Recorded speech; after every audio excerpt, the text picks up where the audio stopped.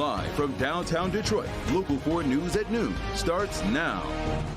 Good to have you with us here at noon, everybody. I'm Jason Colthorpe. We begin with remarks from President Donald Trump less than an hour ago, delivering a wide-ranging address at the UN General Assembly in New York. While boasting his administration's foreign policy achievements, the president criticizing the United Nations itself for failing to support American-led peace efforts. The president also speaking about his administration's approach to stemming migration into the U.S. On our southern border, we have successfully repelled a colossal invasion, and for the last 4 months, and that's 4 months in a row, the number of illegal aliens admitted and entering our country has been zero. Our message is very simple. If you come illegally into the United States, you're going to jail, or you're going back to where you came from, or perhaps even further than that. You know what that means. The president speaking for a little less than an hour, where he also defended his tariffs, calling for an end to biological weapons and threatening to hit Russia with powerful tariffs itself if Vladimir Putin does not end the war in Ukraine. We have extended coverage at clickondetroit.com regarding the president's comments. If you'd like to check that out. Eastbound I-96 at Beck Road is back open this afternoon after a deadly crash.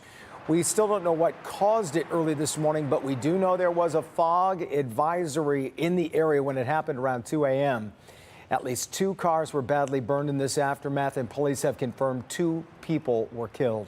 The freeway had reopened around 8:45 this morning. While the year isn't over yet, Warren police reporting the number of pedestrians being hit by cars is already higher than last. Priya Mann looking into the dangerous trend and what police are saying about it.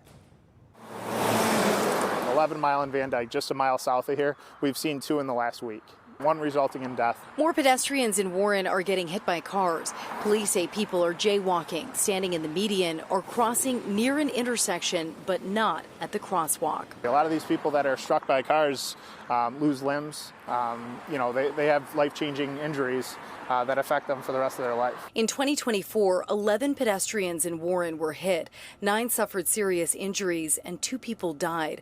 So far this year, 14 pedestrians have been hit. 11 were seriously injured. 3 people were killed. The numbers were eye-opening. We looked at the numbers and we were all surprised. All the mile roads, Shaner, Hoover, that's where we're seeing most of these pedestrian accidents. But they do get very busy, and it's all times of day. The safest thing you can do is what those gentlemen are doing. They're crossing when they have the right of way. You can see the little sign there with the man crossing the street, and make sure you look in both directions. We understand that there's these gaps between crosswalks, but take the time. It might be a quarter mile, it might be an eighth of a mile walk, but you're doing it the safe way. Police are reminding drivers to put down their phones, pay attention, and slow down. Pedestrians should wear reflective or bright colored clothing and cross at designated areas. We have Halloween coming up on a Friday this year. We have school back in session. There's school buses out. There's high school football games.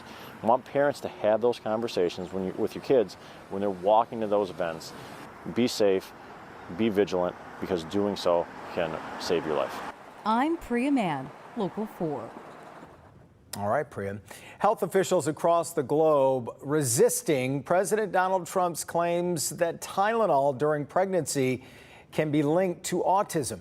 The president, alongside Health Secretary Robert F. Kennedy Jr., making the announcement on Monday. Since then, a range of doctors and experts worldwide pushing back on the linking of autism and Tylenol.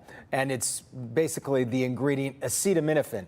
Today, the European Medicines Agency said it has found no link between acetaminophen during pregnancy and autism and would not be changing its current guidance for pregnant women. There has been a lot of conversation about this since President Trump's announcement. We enlisted several local doctors and even our own Dr. Frank McGeorge to help unpack this.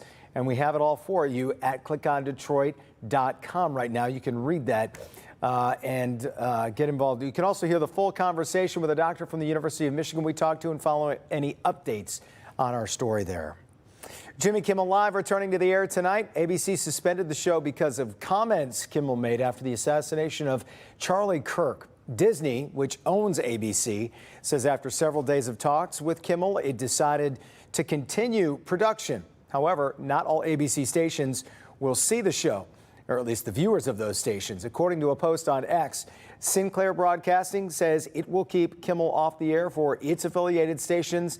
Also, the Nexstar Group will not be running the Kimmel shows as well for its stations. Let's get our first check of the forecast this afternoon as we dodge those off and on rain showers that are going to be around this week. Ashley Barrissey checking it all out for us. Well, this will be the warmest day of the week. It's just not going to be the prettiest as we have shower and storm chances that will continue to linger. And so we started off pretty foggy this morning because of lingering moisture, and that moisture will continue in the form of rain chances for today. In fact, as we look at the next few days, scattered chances going all the way through Thursday. I won't rule out a stray shower Friday, but we should start to dry out and stay rather dry going into the weekend. As far as our temperature trend, well, today's the warmest as we get in the upper 70s, but then we do fall to near average temperatures beginning tomorrow, average high 72, and we'll hover in the 70s all the way through the upcoming weekend. We'll take a closer look at the timeline of those rain chances in case you have outdoor plans coming up in just a few minutes. You know, when you think about it, a Raven really doesn't stand a chance against an actual lion. It never works out well for the Raven on the Nature Channel. Lions in Baltimore last night taking on the Ravens. This touchdown run by Derrick Henry would tie it up, but he'd have a different go of it in the second half. Here's the play. Getting the carry. Aiden Hutchinson punches it loose.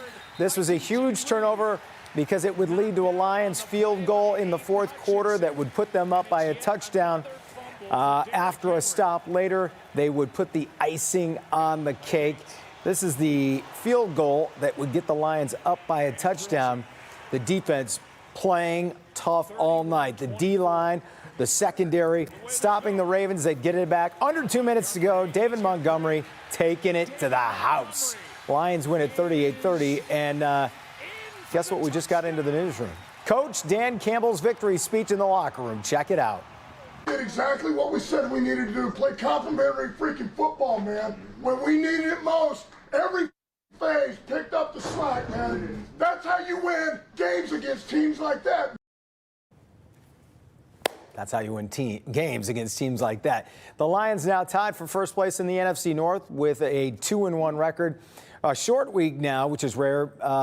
They take on the Cleveland Browns, who were frisky last week, knocking off Green Bay. They get them at home, Ford Field, kickoff this Sunday, 1 o'clock.